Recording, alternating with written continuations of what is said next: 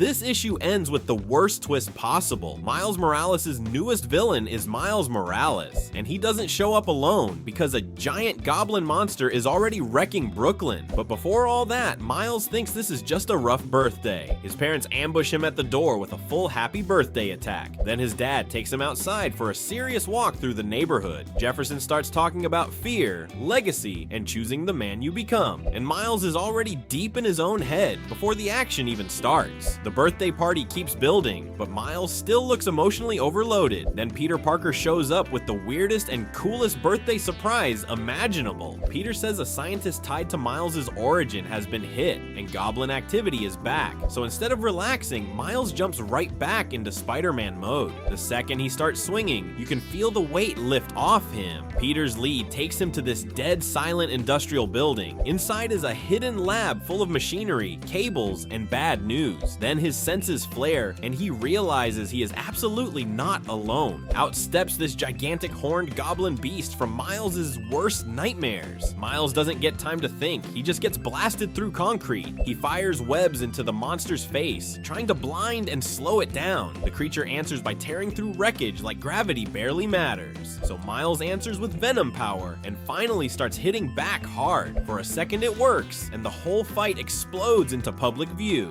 Now civilians are in danger, and Miles has to drag this fight away fast. He baits the monster deeper into the construction zone for a one-on-one fight. Then he squares up like he can still control what happens next. Bad move, because a giant machine comes down and buries him. And that's when the real villain finally walks in wearing monstrous super tech armor. He tells the goblin to leave Miles alive because something about him is wrong. Before Miles can recover, the monster grabs him and the two disappear. So Miles is left in the wreckage with a mystery that just got bigger. Then he swings home to a packed apartment full of people who love him. And somehow that quiet moment hits harder than the fight because he looks overwhelmed. Meanwhile, Wilson Fisk is already treating the attack like business strategy. He flat out positions the armored man as his new power play for Brooklyn. Then the helmet starts coming off, and the man underneath is a scarred older Miles Morales. So Miles' birthday ends with him learning his next nightmare is another version of himself.